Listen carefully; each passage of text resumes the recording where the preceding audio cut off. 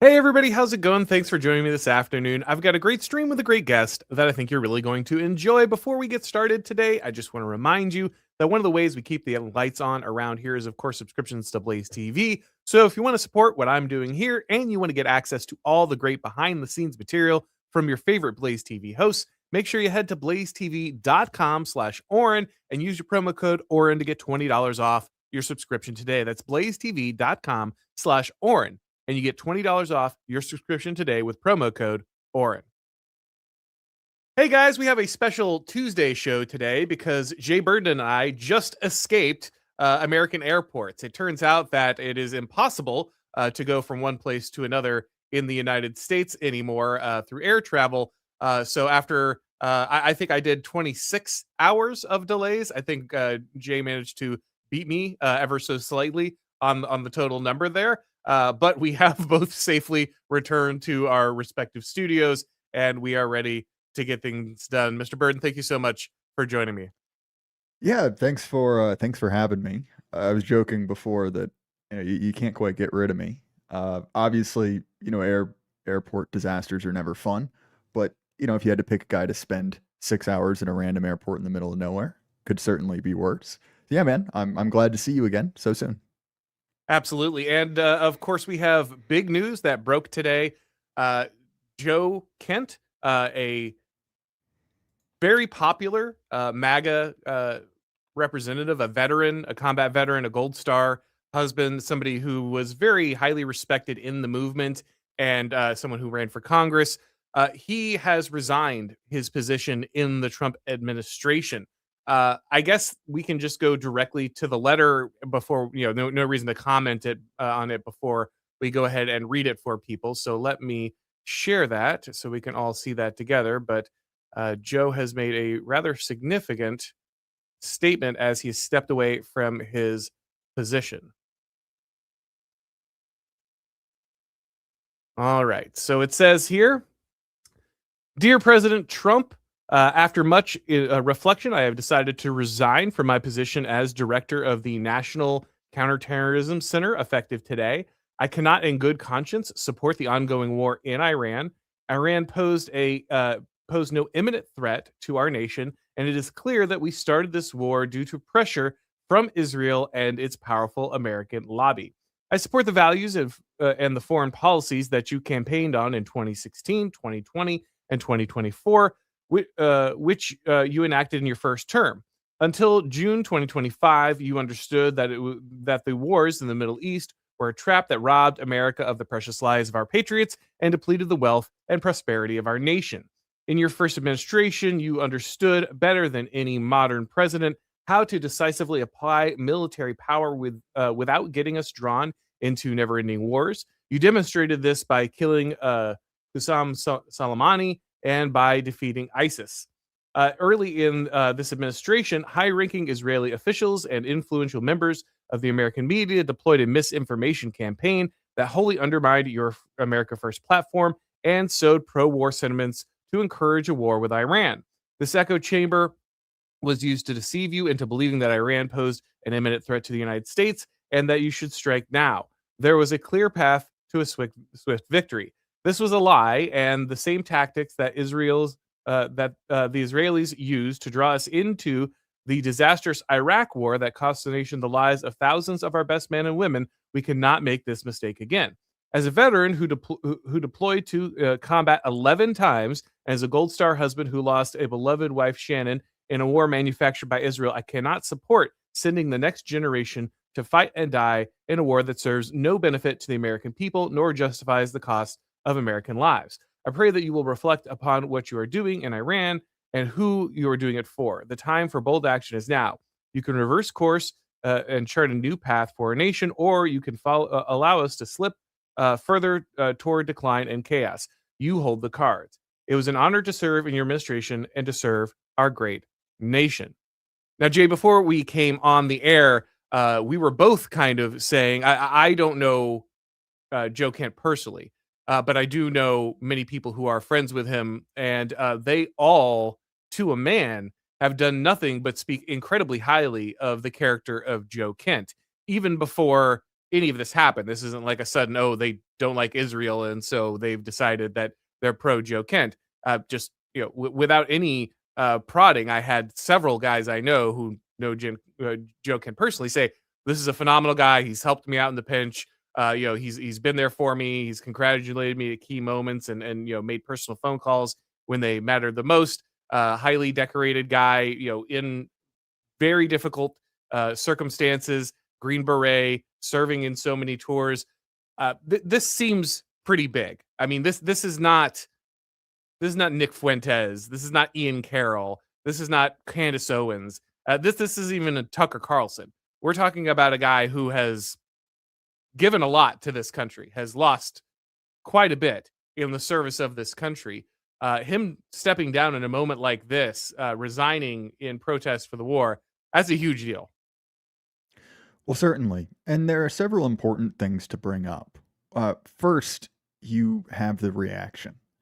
The president was, by his own standards, relatively conciliatory. He basically said, sad to see him go. Seems like a great guy. Not a direct quote. But the sort of Zionist or Israel first camp went absolutely apoplectic, attacking him personally in a really grotesque fashion, insinuating that he is a traitor, that he is a leaker, attacking his record, basically saying like, oh, this is designed, to sow discord, right? This is some part of some foreign operation from all the usual suspects, right?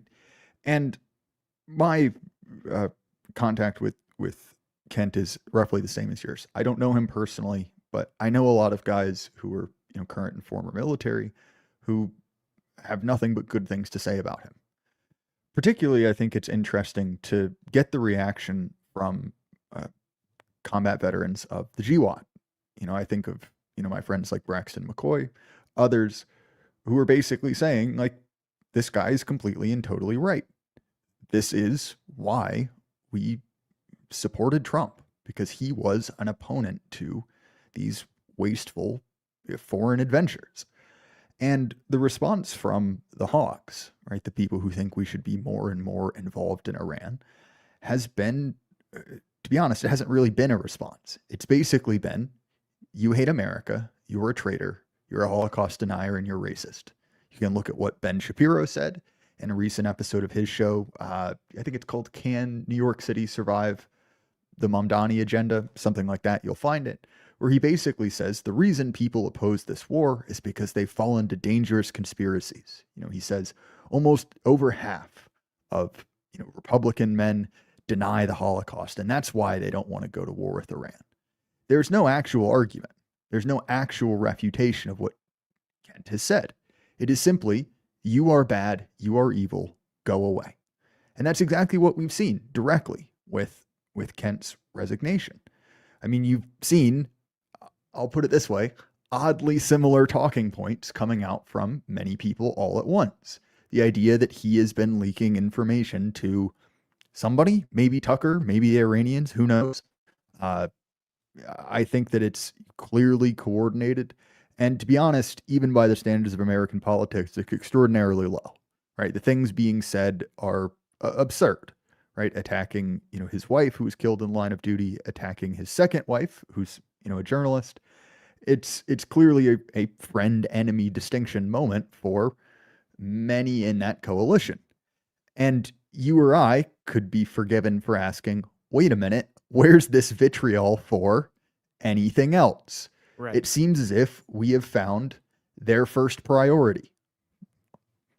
No, that's exactly right. I mean, we have had to hear endlessly about why are you not out there denouncing Candace Owens with her horrific behavior? And look, by the way, I think the way that Candace Owens has addressed Erica Kirk, a widower or a widow, is horrific. And many people have kind of pointed that out and demanded others, that ultimately decry her for that. But today it seems that those standards are all discarded. It turns out that actually Joe Kent, a widower, is more than fair game. Look, a lot of people have said, oh, well, he's just leaking and he was going to get fired. Now, first, I don't know if there's any evidence of this. This man was a Green Beret. He honorably served his country for an extremely long time in incredibly difficult circumstances. He has proven himself to be capable of handling that level of intelligence on a regular basis with integrity. They vetted him for this very position to do just that. The guy literally is sitting at one of the highest security clearances you can have in the United States government. So maybe he is. I mean, what do I know, right? But I hope if you're making that claim, if you're saying that Joe Kent is playing ring and run with the memory of his dead wife, I guess you can make that claim, but you better be really sure, man, because that one's going to cost you your soul. Like that one, the cost of that one's going to be spiritual if you're just making that stuff up. And the idea that all these people who didn't know anything about Joe Kent 30 seconds ago are suddenly very familiar, intimately familiar with his former, his late wife, his current marriage, his personal motivations.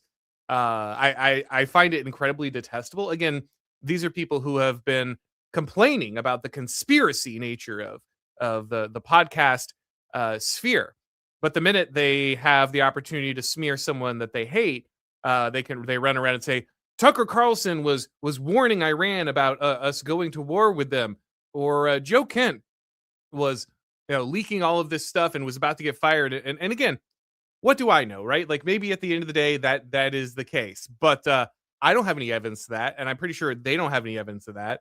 Pretty sure they all just kind of took the first narrative they could find on Twitter and immediately vomited it out because they know what team they're on. And so I just can't take any of these people seriously at all. Just remember when people are calling for denouncements, when they're hectoring you, when you're giving these moral speeches about how cowardly you are for being somewhat adjacent to some guy. The minute they have the chance to side with Laura Loomer and Eric Erickson to smear a widower and a decorated veteran with zero evidence, they will absolutely do so, and it will zero hesitation at all. Well, and additionally, it's a very interesting exercise in framing, right? So you have this war in Iran, and obviously we understand that in times of war, the Overton window sort of shrinks, right? For understandable reasons. But for these hawks, seemingly, there are two acceptable positions. Well, you're either with us or against us, right? It's seemingly just 2004 all over again.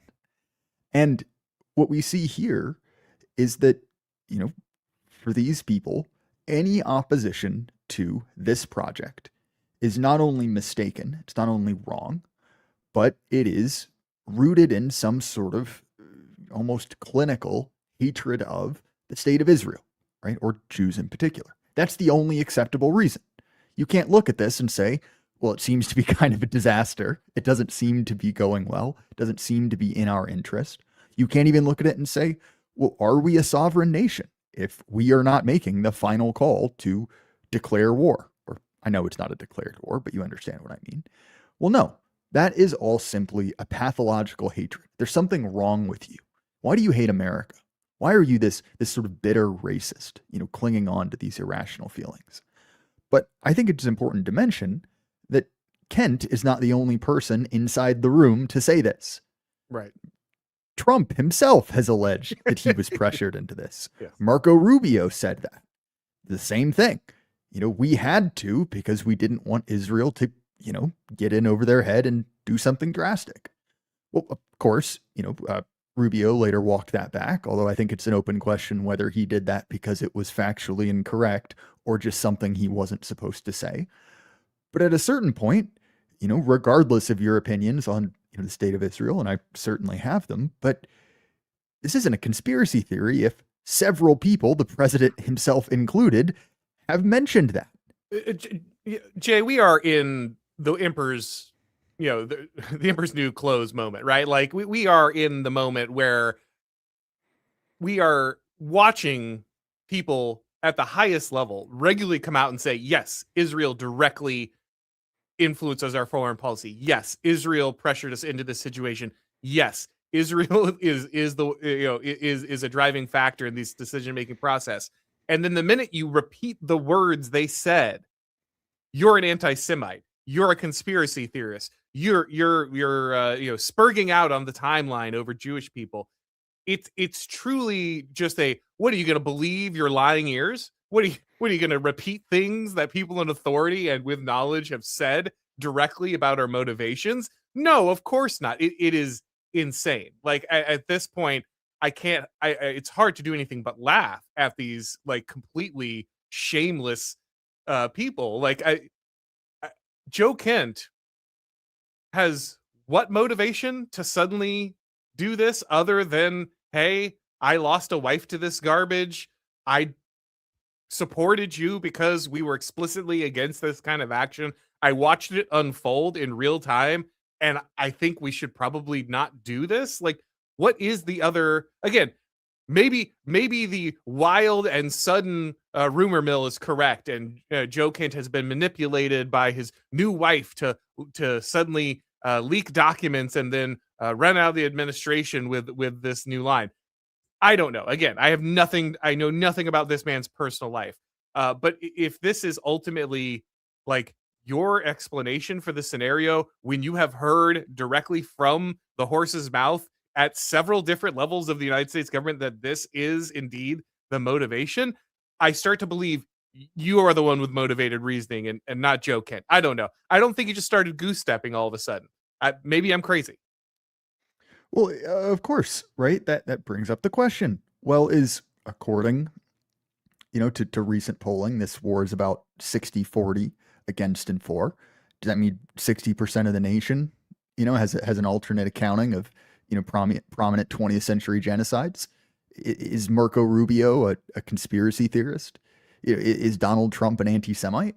Right? At a certain point, I'll give you one, maybe. Like maybe there's one guy. But again, as you've said, we have the direct testimony and also observable reality. And when those line up, it requires extraordinary evidence to convince me that the direct testimony of the people involved and what I am observing with my own eyes is incorrect. Like it can happen, but you're going to need a whole lot more than some guy on Twitter said he was a leaker. An allegation which has apparently never been levied before and came out conveniently in exactly the moment that it benefits those people to say it. It doesn't hold up, particularly when, and I realize this is sort of a vibes-based method of politics, when those same people, those same hawks, look at Levin, Rothman, Dershowitz, any number of these guys are otherwise acting like insane people, right? Are leveling the most wild claims just on a daily basis. Look, Laura Loomer is the most credible source you can find on any reporting. And if you doubt that for a second, Jay Burden, what's the famous black woman invented the telescope tweet? Like I feel right. I feel like that's where we're at. And it's so incredibly disgusting to watch people do this. I mean, my original plan for this episode today was to talk about the rise of the neocons. And then I guess, sometimes you get breaking news that just kind of hammers that one home as incredibly loudly as possible. But we saw something similar in the first Trump administration, right? He started strong. He started with this bombastic understanding of we need a Muslim ban and we need to build the wall and we have to take all of these critical actions. And then over time, during the first administration, we slowly saw the original MAGA crew get swapped out, and we saw John Bolton's and Anthony Fauci's and people like this get assigned to new posts. All of a sudden, the neoconservatives were staffing up the Trump administration in certain sectors, and the tone and tenor of the administration switched. The effectiveness of the administration slowed down. Again, Trump was fighting a lot of stuff. I don't blame him for this. I think in the first administration, it really was a case of Trump brought a lot of people in who had the ideas he had, but did not know how to move the bureaucracy. And then he got very frustrated that he couldn't make the bureaucracy move. And so he hired a bunch of people who knew how to move the bureaucracy, but did not believe in MAGA. We're not aligned with him. They were actually just Republican stalwarts who kind of carried the old Republican agenda back in. And they more or less spent all their time, as we learned out later, sabotaging Trump at every turn and making sure he couldn't get things done. Once again, we find ourselves in a scenario where Trump has hit a brick wall after the initial domestic agenda. We saw incredible start when we were hardening J6ers and closing the border and preparing deportations and filing challenges to the 14th Amendment, birthright citizenship, the dismantling of USAID. Like, these were all incredible things that were done very early with that initial staff hitting the ground running. And then the minute that we had a conflict, it looked like Trump couldn't get things done domestically. All of a sudden, it shifts to foreign policy because he wants to get things done while he has the option. And the neocons come out. And all of a sudden, never Trumpers, people who hated Donald Trump the entire time, guys who literally swore to take Donald Trump down, people like Eric Erickson, people like Mark Levin, people like Ted Cruz, all of a sudden they are massive fans. Lindsey Graham just cannot get enough of Donald Trump. And we're supposed to be told, like, don't notice. Don't notice that Ben Shapiro suddenly loves Donald Trump. Don't notice that Mark Levin and Lindsey Graham just cannot get enough Donald Trump. It's fine. Nothing has changed. And I get it. Like, I want to support Donald Trump. I still know. I should be clear. I still support Donald Trump because I still know that the J6ers would be in jail without him, that my borders would be open right now, that whatever, even if the deportations are insufficient at this moment, we would be getting none. And if Kamala Harris was in office right now, you and I would probably be trying to figure out which lawyer we should be employing, right? So I understand Donald Trump is still the superior choice, but I cannot sit here and pretend like it is not obvious. The administration is not obviously being co-opted. And not only is it being co-opted, we know why. It's not just Israel. It's also they want the end of MAGA. We have guys like Max Abrams going out there every single day saying, we have to destroy JD Vance.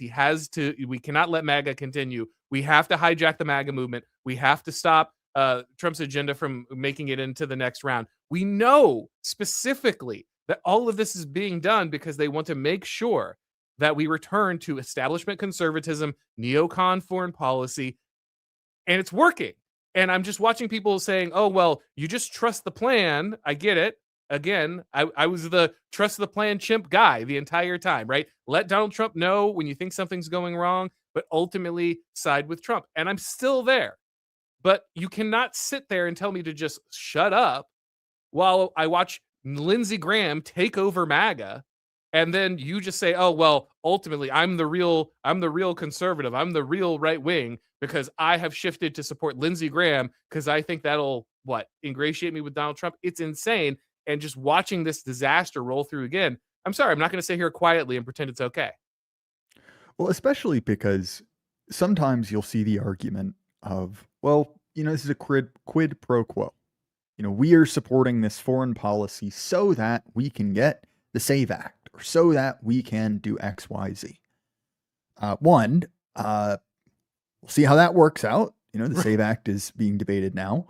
But conveniently, we have a lot of data to run on that. That is an argument that's been around for a long time. That people have long said, you need to, ally to this lobby because they're very powerful. But ultimately, what we see over and over and over again is that they get what they want and you get nothing. Politics does not brook an and. There is one exception. There is one top priority. And if you are the junior partner, that's not you. I hate to say it. And what we have seen over really the last 40 years of conservative politics is Auron, people like you and me, our demographic is one of the largest voting blocks for the GOP. And yet, we get absolutely nothing. What we have gotten has basically been kind of a fluke, right? Like the dismissing Roe versus Wade, the Supreme Court. I mean, sure, that's a huge win. I'm not going to look a gift horse in the mouth, but for 40 some years of electoral support versus another group, which is very, very small, say what you will, but the Israel lobby is not a lot of people, but they get billions of dollars and effectively command of the world's strongest military. And even again, in this instance, we see, well, how is this affecting America? Well, it's damaged our relation with a number of very important allies. We seemingly have lost the ability to patrol the Strait of Hormuz. is shut down. We are spending an immense amount of our treasure directly. We're spending lives. And for what? Like, what's the upside here? Is it just so that we're not racists? Just so that we're not conspiracy theorists or Holocaust deniers? Because if you notice, this is very, very similar to the deal that the ascendant woke left in 2020 offered us, right? Yes. Support this, or else you are this irredeemably racist person. That's what you get. We're going to take your money for our benefit, or else we'll call you mean names. That seemingly is what we're being offered. And many people who accurately pointed out that that was effectively a shakedown, that was sort of, the bully, holding you by your ankles and looking for your lunch money, have unfortunately fallen for it in this instance. And I think that, as someone who genuinely is America first, who believes that my nation should be prioritized by the leader of that same nation, a radical proposition, look at this and say, well, no, we don't even have to get into my particular opinions on Israel or my particular opinions on any one person to say, this is not a good deal for us. Especially when, as you mentioned earlier, domestic politics have sort of ground to a halt. All of the things that we were promised, sure, there was a flurry of activity early. That first 60 days was electric. A lot was getting done. But now we've got Doge kids in front of tribunals. Now the guys who did that for us, not only is Doge gone, but they're getting persecuted. Why? Why are we focusing so much energy, so much time on blowing up ships? By basically conducting terror bombing in Tehran? Like, I don't like Iran. I don't want to move there. I don't want to live under the mullahs or the IRGC. But there has to be a sense of political priority. And very clearly, you and I, our interests, we're not in the driver's seat. Yeah, again, I'm more than fine to consider the idea that Iran is at some level a threat. Like, these people have killed our soldiers. I don't think they like us. I certainly don't want them to have a nuclear weapon. But ultimately, as you say, it is a question of priorities, right? Is it an imminent threat? Were they going to hit us with a nuke tomorrow? No. Were they going to hit us with a long-range missile? No. Okay, what were they going to do? They might hit Israel. That's the only thing anyone can actually say, because it's the only thing they can actually do. Okay, I don't guess I want them to hit Israel, but that's not my problem. That's an Israel problem. Now, if Iran is long-term, ultimately creating some kind of danger to the U.S., I'm fine with taking action on that issue. But if we know that that's not going to be happening for a while, because we literally just did a strike 9 months ago to take out ostensibly all of their weapons capability and all of their manufacturing capability, which, depending on which administration official is talking, may or may not have in return magically entirely. The new Star Wars movies where they're just like, and at some point Palpatine returned. I feel like we got the same thing with nuclear weapons in Iran. We can't really explain how or why, and actually sometimes they're not back, but they are now, or maybe they're not, but we have to strike them. It's like, who is in my country right now? A lot of Somalians and Haitians and other immigrants who should not be here. Indians driving trucks, killing people on my highway. Those are the people who I'd like gone. That's where I would like us focus. I know it's hard. I get that we hit a roadblock there, but maybe we could just put all of our effort into the thing we said we were going to do and not go do the thing we specifically said we weren't going to do. By the way, Joe Kent campaigned for his congressional seat on not going to Iran. He said specifically at that time that, yes, Iran is a threat at some level, but we do not need to go to ground war in Iran. We do not need to be over there. We do not need to be striking them. Yes, they're bad. Yes, we need to worry about them at some level, but we should not be engaging in military actions with them at this time. So there's nothing but consistency there. This guy didn't just randomly change his opinion, and they put him in that position, which you assume is at some level an endorsement of that position. So it's not Joe Kent that has become inconsistent in his application of what MAGA is supposed to be. I feel like that should be pretty obvious. No, certainly. And especially because, look, sure, in the case of Star Wars, saying, oh, Palpatine came back is stupid. It is stupid.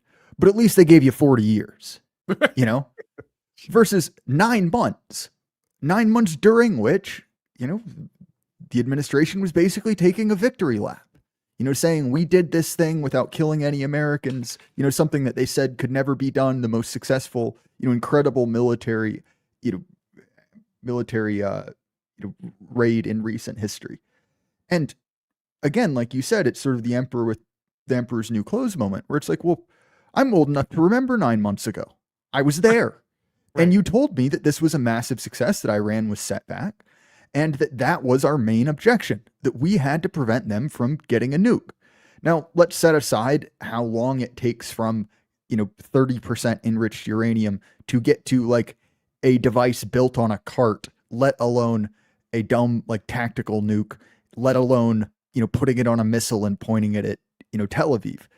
Setting aside that, you know, massively complicated process, I was informed by, again, many of these same people that was done.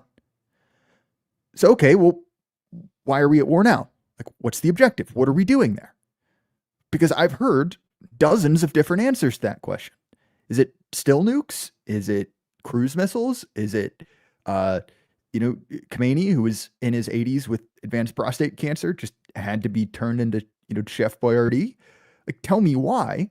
And again, as we've said with Joe Kent, I feel like I'm being gaslit. I feel like you are lying to me over a relatively short amount of time, enough for me to remember exactly what you said. But unfortunately, Auron, I've been reliably informed that the only reason I think that is because I'm an idiot and or racist. That's the only reason that I would remember something that happened less than a full year ago. And again, I don't know Joe Kent, but everything I've heard about him is that he is a fundamentally decent man. And if we look at this letter, he's very respectful to the president. He's not airing dirty laundry. He's not saying, you know, oh, I heard XYZ say this. He is saying, these are my reservations, which align with other reporting from within other, you know, prominent Trump officials, the president himself. I cannot be a part of that. Now, this goes to a complaint that you've heard, or that I've heard rather, from, you know, the reactionaries in the camp. You know, people who say, oh, this is exactly why the right always loses, because they resign their power. Well, I think it's fair to say that if Joe Kent had real power, we would not be at war in Iran. Right. And the idea that, well, I get to be the guy rubber stamping, you know, I get to be a guy who just says yes, like that's not functional power, right? He doesn't clearly have enough to make, you know, sway in this situation. So to me, I view that criticism as largely unfounded. And I think the symbolic value of doing that, of basically saying, I will no longer be a part of it for XYZ reason, and lending his weight to, I say that as if it needs more proof, the idea that, you know, Israel motivated our entrance to this war. I think that's a valuable thing, let alone, right, the moral level of, you know, he will no longer be a part of something he feels is deeply incorrect. Yeah, I was going to say, I do think that the most reasonable kind of rebuff to what Joe Kent did, the argument that I think is most compelling is the one that you just pointed to there, that people have said, oh, well, you know, the right is just giving up power, and how foolish, stay in power, make the difference. Why would you resign for some kind of PR stunt? And I get that. Like, I understand that. That's at least a cogent argument. The first one makes no sense. It's absolutely ridiculous. You're obviously just trying to shame people. It's just, you know, Russiagate, you're a racist stuff all over again. But that one at least holds some water for me. So I'm like, okay, when I hear that argument, you're actually speaking my language. So let's evaluate that. And I came to a similar conclusion that you did, that ultimately, okay, I can see the reasonable case to be made that even if everything Joe Kent said was true, stay in there and, you know, be influential, have one more anti-war voice inside the coalition, make sure that you are manipulating the process towards your preferred outcome, the kind of things that we want to see people ultimately do towards acquiring power and changing things. But as you say, if Joe Kent and many, you know, Tulsi Gabbard and all these other people who are anti-war are already in the administration, already hold these positions, and we still went to war. What does that mean? Right? Like, that's the question you should start asking yourself. And it can really only mean two things. Either Trump did this entirely on his own, or the people who are anti-war simply do not have significant power inside the administration, significant sway inside the administration. And if the situation is as Joe Kent describes, then it sounds like there's not as much decision-making power inside the U.S. government when it comes to these operations as we'd like. So if that's the scenario, then what kind of power is he retaining by staying in that position? As you say, is he just rubber stamping this stuff, or is he making any kind of difference? If it really is a scenario where the pure sovereignty of the country is at question, then him staying in that position and simply rubber stamping a scenario where he does not have there is no sovereignty to be wielded, that's not helpful. At least you're exposing that fact so people can then address it. Ultimately, I could say I'm still sympathetic to the case that staying in and influencing in a more direct way might have been the right move. But I'm certainly not going to attack the man's character for choosing the other direction, right? Like, even if I can hear the sound tactical reasoning in the moment of that decision, I'm certainly not going to then attack the man. And I think a lot of people who are doing so with that justification are simply doing it because they don't want to address the rest of the problem, right? Like, if you make the, well, I'm really clever because I say we should outmaneuver and stay in the administration, he should shut up about this stuff. Well, at the end of the day, you're still saying he should shut up about that stuff, which means you don't have to talk about it, right? So I think there is a little bit of, I'm so clever that I don't have to address the real problem. Look at me. I'm a real Machiavellian. Fair enough. You know, I like I said, I am sympathetic to this argument. At least it is one that feels like it has a valid concern. But I don't then understand why you need to pivot to calling the guy an idiot or attacking his motives or any of these things. You can simply say, I would have done something differently. I think that's a better way to pursue power. But that's not what you're doing. And so that kind of tells me that's not really the motivation. And to be fair, it's very clear that Trump is not listening to guys like Joe Kent in the administration. He's listening to Mark Levin. And we know this because he literally came out. I don't know how to say this tactfully, so I'll just say it. Megyn Kelly accused Mark Levin of having a tiny appendage of some sort, which, to be fair, is something Donald Trump has also done to Marco Rubio. So you can think about that. But you know, ultimately accused him of that situation. And Donald Trump, the president of the United States, while we were fighting a war in the Middle East, decided to stop and defend Mark Levin and say that anybody who questions Mark Levin is not MAGA, is not loyal to the United States. Mark Levin is now the ultimate decider of who is MAGA and who is loyal to the U.S. per Donald Trump. Like, you can't unsee that he said that. So I fear that no matter how tactical Joe Kent had been with his desire to accrue power inside the deep state, the fact that Mark Levin is a more valuable counselor for the president kind of says it all. Yeah, and look, like, I don't particularly know that much about Megyn Kelly or watch her program. There was a lot of build up to that. Mark Levin has been basically going insane for months now and lashing out in the most just absurd ways at basically anyone. One of my favorite of his recurring phrases is racist, anti-Semites, and podcasters, delivered as if they are, the real threat to America, which is a podcaster. I'm happy to be mentioned at the very least. One struggle, Yeah. But point is, right, regardless of how silly that situation is, it does indicate priorities that, effectively when, the manhood of Mark Levin is being questioned, that's worthy of a massive response, a massive brick of text on Truth Social. Yeah. Like, that's worth it. That's something that, we're spending political capital on, making sure that, everyone knows, Mark Levin's, placement on the bell curve. And okay, it's a silly example, but to your point, it indicates who is being listened to. And I think one of the very real problems with this is that there was an opportunity for MAGA to have a generational shift where this is a movement that passes on. It is not simply for the kind of 50 up crowd, but it is able to become a long-term political force. And what we've seen is the president is not listening to any of those younger voices, seemingly. He does not understand the direction that the young men who helped win him 2024 are going. And look, like, I don't know exactly how old Kent is, but, he's not exactly a spring chicken. He's, a middle-aged guy. But fundamentally, it's seeming that the direction of the party is right back to those conservatives neoconservatives rather, that Trump campaigned against for a decade. The reason he was so popular is because he was making fun of these guys. He was blowing them up. He could accurately say, I opposed these stupid forever wars and bring the receipts.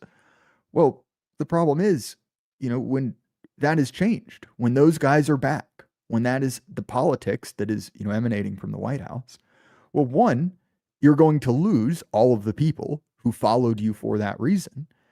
And if you cast that as a betrayal of, oh, they didn't follow me into the fire, it's like, well, look, man, why did we think we supported you to begin with? This is not an unlimited license. This is not Donald Trump right or wrong. He has done many things right, but it was a conditional relationship. When you suddenly look around and you say, well, why are all these young conservative or right-wing men suddenly anti-interventionists? The answer is Donald Trump. Donald Trump did this. Donald Trump is responsible. He made the argument. He literally made the argument to me. I believe this because Donald Trump made a rational argument to me. I watched the primaries. I watched him dismantle Jeb Bush and Ted Cruz on stage on exactly this issue. I watched him shift the entire Republican base on this issue single-handedly. I watched him do this. I watched him win over young men. I watched him win over moderates on this issue specifically.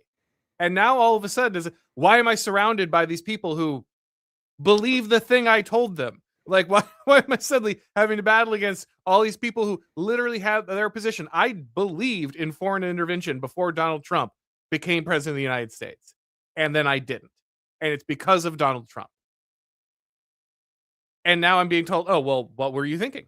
Like, why are you he never believed any of that stuff. Like, of course not. How ridiculous that, the very people who have their opinion changed and swayed by this man would notice when that opinion suddenly changed. And when, the guy who was making fun of neoconservatives was suddenly extremely happy to be getting advice from Lindsey Graham and Mark Levin. And it's just, again, it really is just this like ordeal of civility of like, what are we doing here? Like, I'm just supposed to pretend that we never heard of these things and none of these things were promised and we didn't come to power on this rhetoric.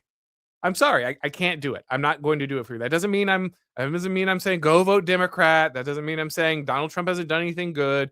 It doesn't mean that I'm throwing my support somewhere else. I'm not suddenly, expecting a Thomas Massey, challenge to come in and take over the Republican Party. But I think it's legitimate to simply point out the obvious facts as if I'm an adult with a memory of more than 10 seconds. I don't want the neoconservatives to control my party. I didn't sign up for this. I'm not going to. You can't make me. You can't shame me into it. You can call me all the funny names you want. I don't care. You can tell me I'm not sufficiently trusting the plan. I don't care. I'm sorry. Again, it doesn't mean I can't acknowledge the things that Trump has done. It doesn't mean I can't acknowledge the fact that ultimately we are in a much better scenario because Donald Trump is in office. But this is just nuts. And a guy like Joe Kent walking away at this moment. I mean, look, I heard from a lot of people, if you really have a problem with Donald Trump, if you really think that he's doing the wrong thing, then just resign. And then Joe Kent does. And then all of a sudden, these people who have never in their life done anything for this country are calling a guy with 11 combat tours, a Green Beret, and a wife who died in a war some kind of traitor and coward.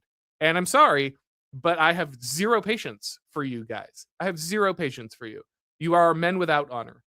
You really are, and it's disgusting. The fact that you would throw your integrity away in such a manner. I'm sorry. Again, who knows? Maybe it will all come out that Joe Kent really was just funneling all these secrets. But I have no information on that. But again, neither do you. It's a just so story at exactly the right time for you to continue the narrative you want, to keep hating the people you want. And that's all it is. It has no basis in any current fact that you are aware of. It's ridiculous. Well, especially I find it particularly rich when, many of these people attacking, Kent or any other dissident as a traitor, uh, prominently display the flags of foreign nations. It's like, well, you know, that seems incongruous, right? You seem to be acting on behalf of another sovereign power. That seems to be your top priority. And when I object to that, the insult would not be traitor. You might call me your political enemy. You might say that we disagree or that I'm wrong. But fundamentally, you are the one who has sort of staked your position on another nation. And if your answer is, well, I am an agent of a foreign power, well, fair enough. That might be an uncomfortable conversation. But I am not the traitor there because I live in a place, am born in a place, and am acting, advocating in that nation's best interest. So I may well be wrong, but traitor is not the operative word. I think it was something like 10 times Lindsey Graham went to Israel in the last few months to attempt to coordinate with Benjamin Netanyahu to get us to go to war. And that's not a conspiracy theory. That's just the congressional logs. Like, we know that's what happened. So if you don't have any time to call Lindsey Graham a traitor, and if you're not willing to acknowledge the fact that a sitting senator is basically running his own foreign policy unit in an attempt to drive us into every war he can, if you have no words for that guy, but you suddenly have lots of words for Joe Kent as some kind of traitor or somebody who has questions about this operation as a kind of traitor, then I know what you're doing, right? Like, I'm sorry, I don't have to be, Inspector Clouseau to put this together. Like, it's obvious, and you're lazy. Like, you're just lazy with your motivations. So I'm sorry if I don't take you in any way seriously when you then come around and try to besmirch the honor of a guy who has served the country. Again, I have no idea. Maybe it will all come out that all the allegations that people are suddenly throwing against the man are true.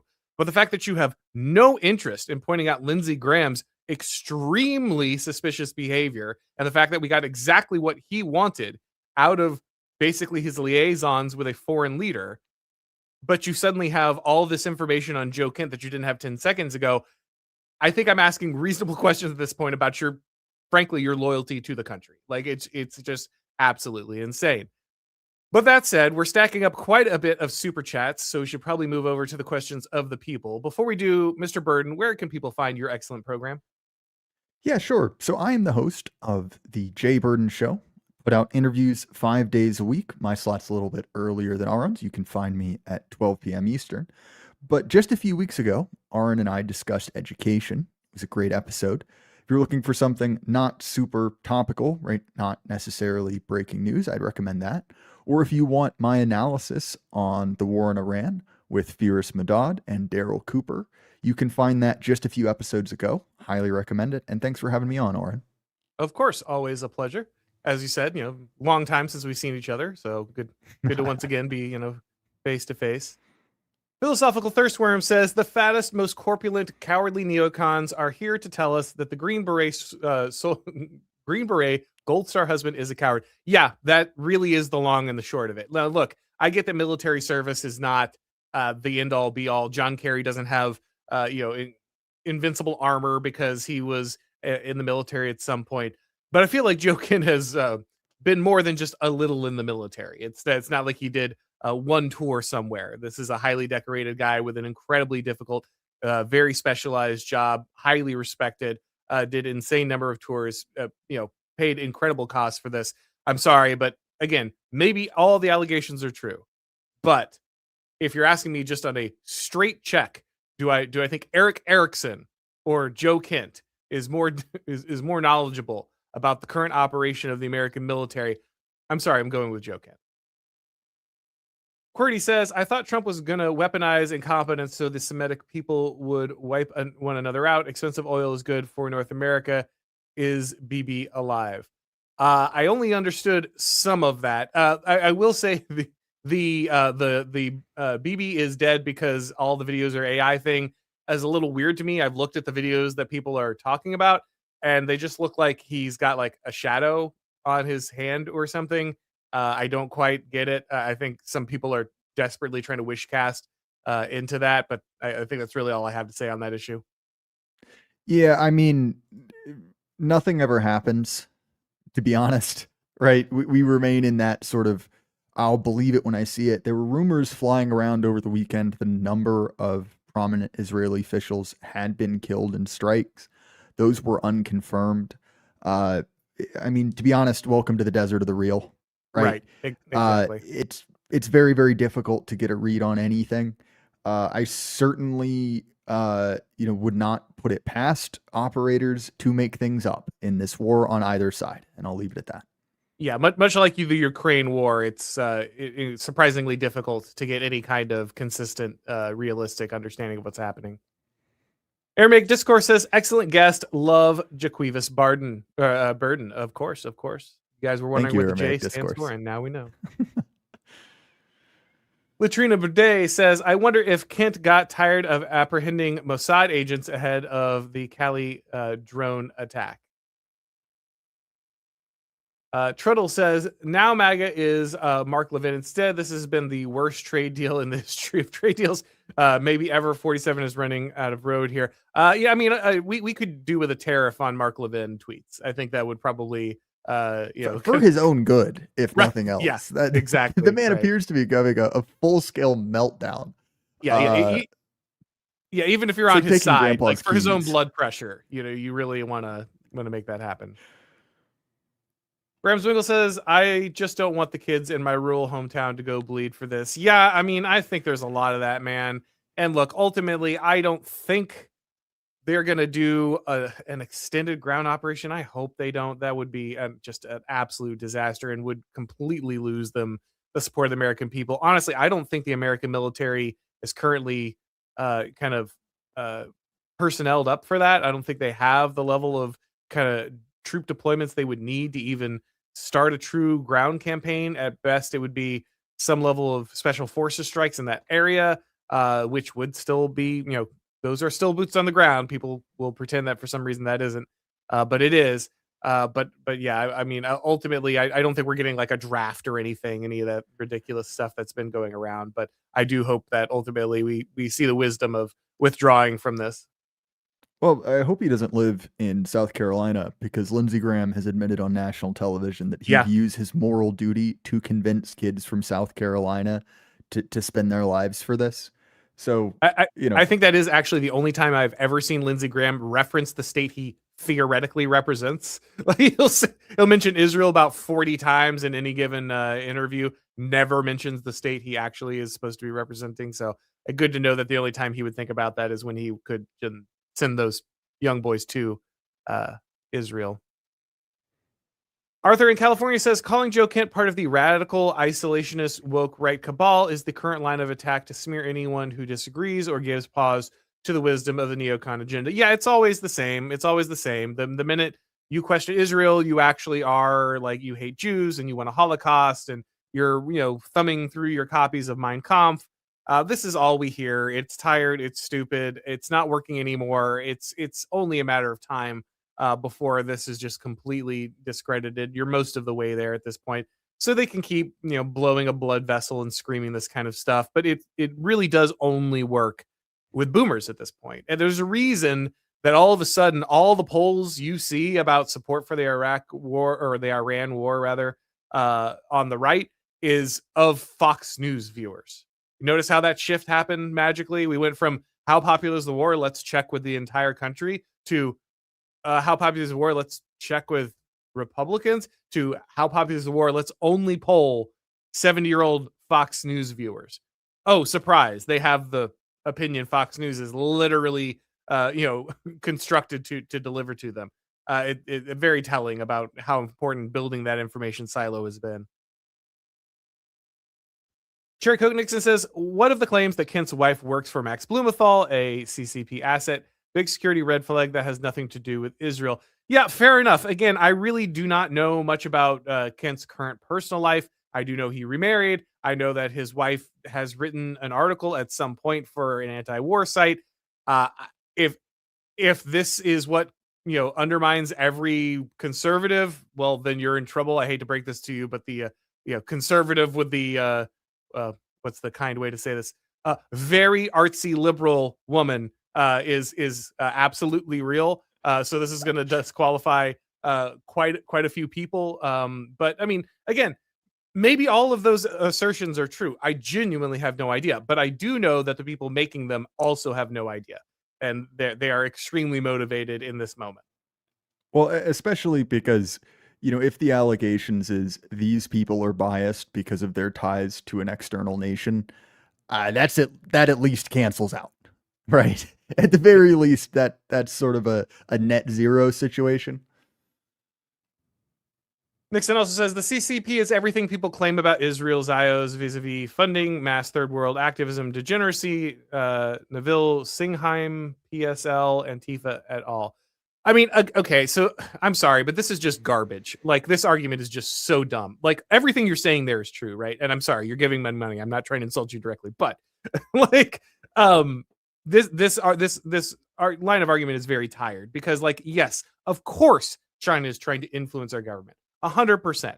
So is Russia. So is Ukraine. Like, so is every nation in the world. And the CCP is better at it than others. Like, absolutely. Chinese influence is very dangerous in this country, and we don't take it seriously enough. I have many times over said we need to ban Chinese nationals from buying property here, from coming to our universities. I'm 100% behind this, but this in no way invalidates Israel's influence, right? Like, either like, they can all be bad. I don't understand this game where it's like, oh, well, maybe we should be worried about Qatar's influence. Maybe we should be worried about China's influence. Maybe we should be worried about Israel's influence. And if we're worried about one of those, we can't be worried about the others. The answer is all of the above. America first. Yes, China is a problem, but I don't remember going to war for China recently. So, like, while I have a serious issue with Chinese influence, I'm kind of dealing with the matter at hand. Well, Auron, I've just got to ask you a question. The last time Xi Jinping came to Congress, how many standing ovations did he receive? Right. Or alternately, how many times has Lindsey Graham visited Xi Jinping to coordinate a war effort? Well, it's like, have you ever seen a congressman in, a PLA uniform? Like, on the floor? And look, I share your feelings. How many congressmen in an interview will say openly, my greatest motivation was to become the biggest defender of the Chinese government when I entered into Congress? Well, and look, like, that's not a compliment to the CCP. Right. I'm not saying I like them or that they're not a problem. Like, look at what they've done to Australia or Canada, or even with our own farmland and real estate assets. Look at, the suspicious amount of biolabs that keep getting discovered, the stolen intellectual property. Like, these are all very real problems. And simply because someone else is bad does not make this other guy better. Two things can be bad at once. Well, and what really makes me angry is I have spoken about all of this, right? Like, I have done entire episodes about the danger of China, the danger of Chinese immigration, the danger of Chinese infiltration into our universities, the danger of them owning property in the United States. It's just like with Ukraine. I've made the same arguments about Ukraine and Vladimir Zelensky that I've made about Israel and Benjamin Netanyahu. I've made the same arguments about China that I'm making about Israel. I have made these arguments about other countries, but the minute you make it about Israel, all of a sudden people are like, oh, well, you're obsessed with Israel. No, I've literally just been consistent about this problem across all foreign actors who are a part of it. Israel, Russia, China, Ukraine, whatever the country is. I've even done episodes about the UK Labour Party sending political advisors to try to beat Donald Trump. I don't want the big England to come in and mess with American politics.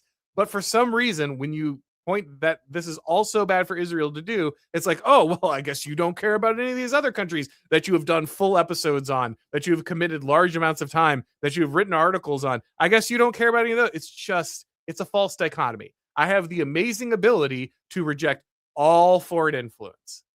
I've been asked to go to Israel. I've been asked to go to Russia. I've been asked to go to Hungary. I've been asked to go to all of these countries, and I haven't done so. I haven't taken the money of any of those governments to go there. I have this weird, consistent belief about not, entertaining foreign influence.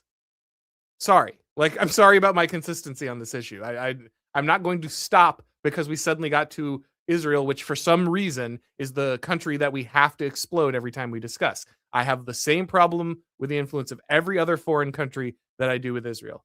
That's it. That's the end of it. Cordy says, MAGA Leninism is starting to stall out. You guys need a based man from the hinterlands to convert the bureaucracy and install MAGA Stalinism. Yep, we'll see how that works out. We have our own Georgia when you think about it. We could find a Georgian bank robber. That's right. Yeah, exactly. Yeah. Find a Georgian bank robber to suddenly take over the bureaucracy and return us back to our glory here. Philosophical Thirstworm says the 8D chess with Zios UN is so dumb because they can't do coalition politics. They want absolutely everything. Nothing is ever enough. They cannibalize the rest of the movement and the USA. And unfortunately, I have a difficult time arguing against that, right? I'm not inherently against working with, at some level, this faction to make things happen. I care about getting things done domestically. So if someone holds those beliefs and ultimately I can get more deportations out of this or something, all right, I'll consider that discussion.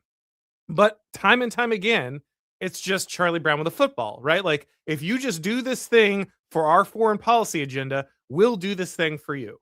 And it never happens. It's like Democrats with border security. If you just do this amnesty, if you just, let the dreamers stay, then we'll give you the funding you need to put up a wall. And they never do it. It never happens. It's Reagan's amnesty in the 80s again and again and again and again.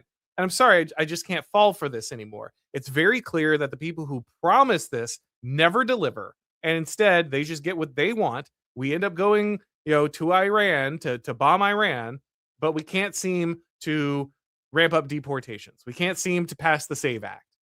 We don't get any of the thing where we're being told. And anyway, why are we even making deals like that? That's its own concerning problem. But even if we do make those deals, they never seem to follow through. And I'm sorry, but I'm not going to make them just so that someone can, I avoid a mean name. It's ridiculous.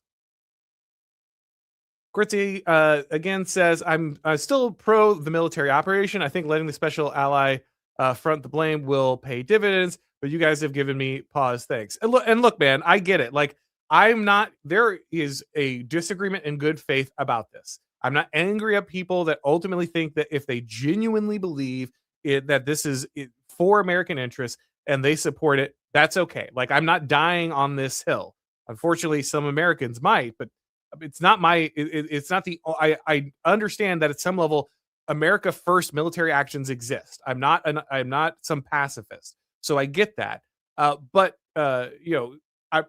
as long as you are respectful about that and your motivations are, I think this is ultimately good for America, and you're not running around calling everybody who disagrees with you an anti-Semite or trying to throw them out of the MAGA coalition or saying that they betrayed MAGA. Okay, that's fine. I can work with that. That's not a problem. It's when we start immediately going to motives that is the issue. Thirstworm says political capital is a zero-sum game, and the Israel firsters spent it all. We cannot walk and chew gum. They are terrible coalition partners. Yeah, again, that is my concern. It is very clear that we kind of just ran out of momentum domestically, and that gave a lot of the kind of hyper neocons the idea that they could now kind of move their priorities forward. But I have made a similar argument. Ultimately, political attention has to be focused somewhere. And if it's focused abroad, if it's focused on opening up the Strait of Hormuz and gas prices, it's not focused on deportations. It's not focused on the SAVE Act. It's not focused on all these other priorities that we really wanted, that we voted for, that made the MAGA coalition what it was. Nixon says, sick of Israel sucking up all the oxygen on the right, defund whatever, focus on H-1B, SAVE Act, woke rebound, global denaturalization, CCP, and Antifa. Again, I'm with you on all of those priorities, but we can't stop Israel from sucking all the air out of the room when we're literally at war. Like, yeah, they forced us into a war. Right. You know, it's not like the America Firsters were like, Benjamin Netanyahu, if you don't do this, we're going to create a massive stink. No, we woke up one morning and found out that we were at war. That raises very legitimate questions about the nature of our government, the nature of sovereignty. And when that decision was made for us, well, when we are saying, hey, we want the stuff that we wanted, painting us as the aggressor here is missing a lot of important context. Right. I feel like I'm sitting there painting a house, and then someone runs up with a sledgehammer and just completely whacks me on the toe. And the guys around me are like, why aren't you focused on the house? Like, why aren't you where our first priority was painting the house? I'm like, yeah, guys, I'm with you. Like, the mission was painting the house, but currently my toe is bleeding because some guy just smashed it. I kind of have to pay attention to that fact. Like, I can't just ignore that while he's continuing to do that. Like, I have to address the issue.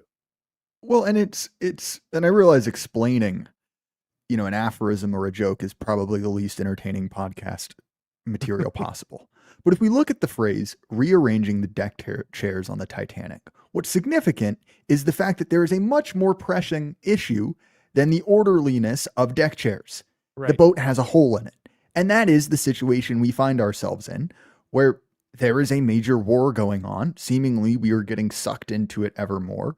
You know, we're seeing a massive attack on free speech, a massive attack on our ability to object to this situation. And look, I 100% agree. Everything you've mentioned is a great thing to be focusing on. And if we had not assented, by whatever means, to this war, that would exactly be what we should be focusing on. That would be a great priority. But we didn't get to set up the game board, right? We were on turn 2. We are reactive in this sense.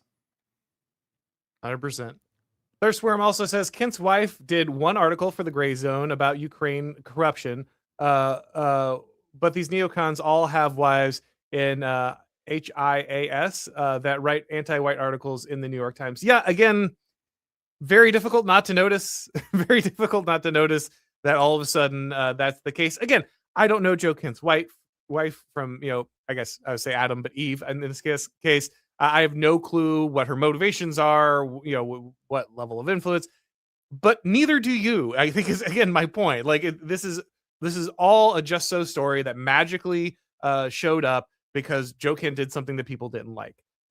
I'm not going to sit here and say, I know for sure it can't be the case, because I don't know. And I'm not going to throw my credibility under the bus by making statements I can't possibly back up. So maybe do the same thing. Like, you know, maybe, you know, reserve, you know, that for like actual hard evidence that that's the situation, instead of just saying, well, his wife wrote an article, and so therefore that's complete. He decided to throw his entire career, you know, his honor, his years of military service. He decided to just throw it all in the wood chipper in that moment. Again, could be true. But until you have really hard evidence, I would be careful with that. Again, there's a cost to your soul with that kind of stuff.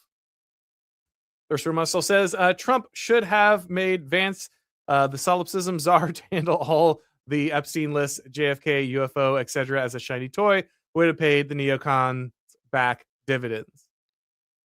Dixon says apologies for the chat for the failing for the apologies to the chat for failing for neocon op Kent's wife working for Blumenthal.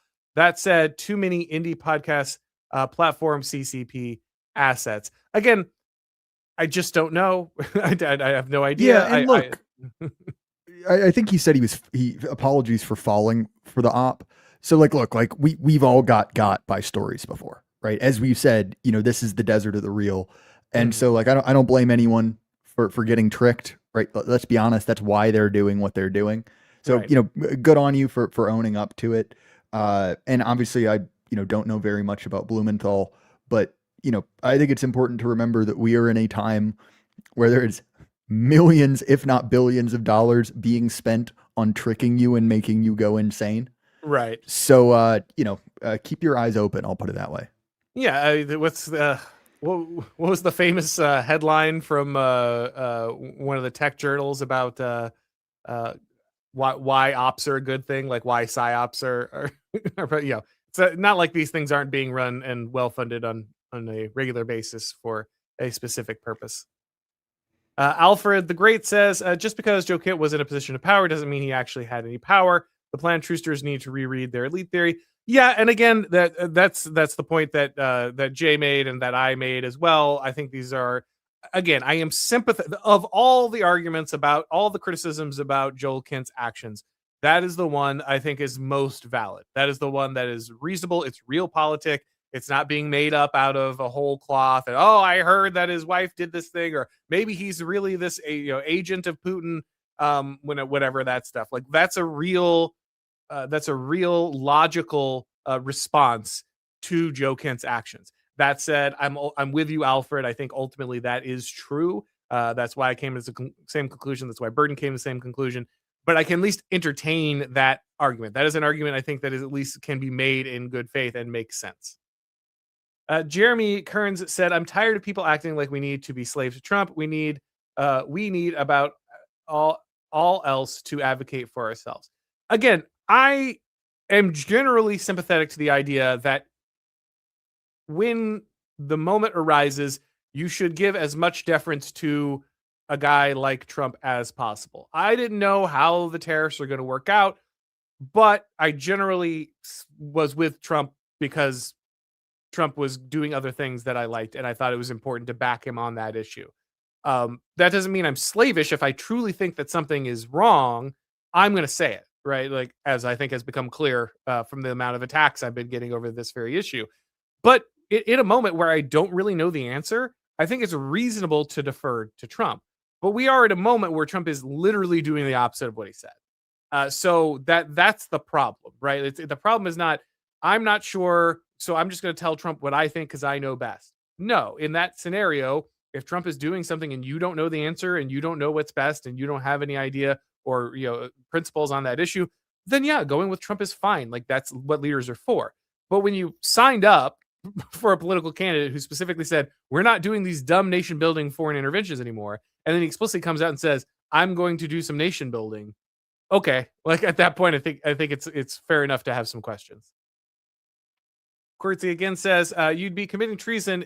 They'd be committing treason if they were American. I think that's about the neocons there. And then Foulball Production says, are you filling out your Fuentes apology form? So this is going to come as a shock to some people. I know this is very surprising to many fans of Nick Fuentes. But Nick Fuentes is not the only person who has raised concerns in the past about neoconservatives. In fact, this is actually a long-standing problem, one which has been outlined by many people who I have read verbatim on my show in essays where they outline this. Guys like Russell Kirk, guys like Paul Gottfried, guys like Pat Buchanan. I've been reading these people for a very long time and was familiar with all of these issues at least as long as Nick Fuentes has been, probably longer, seeing as I'm much older than Nick Fuentes.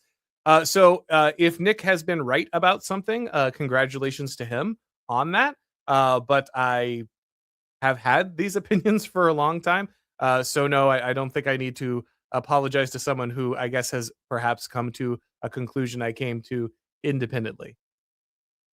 All right, guys, we're going to go ahead and wrap this up. I want to thank everybody so much for watching. It's been a pleasure to have Mr. Burden on as always. Make sure that you are checking out his excellent interview program, specifically his recent episode with Daryl Cooper and Faraz. I'm saying Faraz's name right? I'm probably saying it wrong. Fierce. Look, Fierce, we're both yes, American enough that any foreign name is just a gamble. Right, yeah. Like a real American chauvinist, I will simply blow through the name and declare it his real name.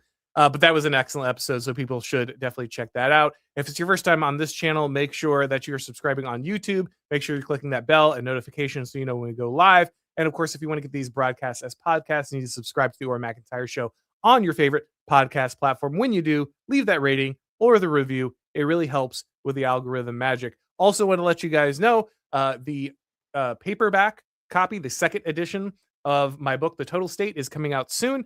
and it will have an additional chapter. So if you are interested in that, be looking. I'll let you know as soon as pre-orders open for that new edition. Thank you, everybody, for watching again. And as always, I will talk to you next time.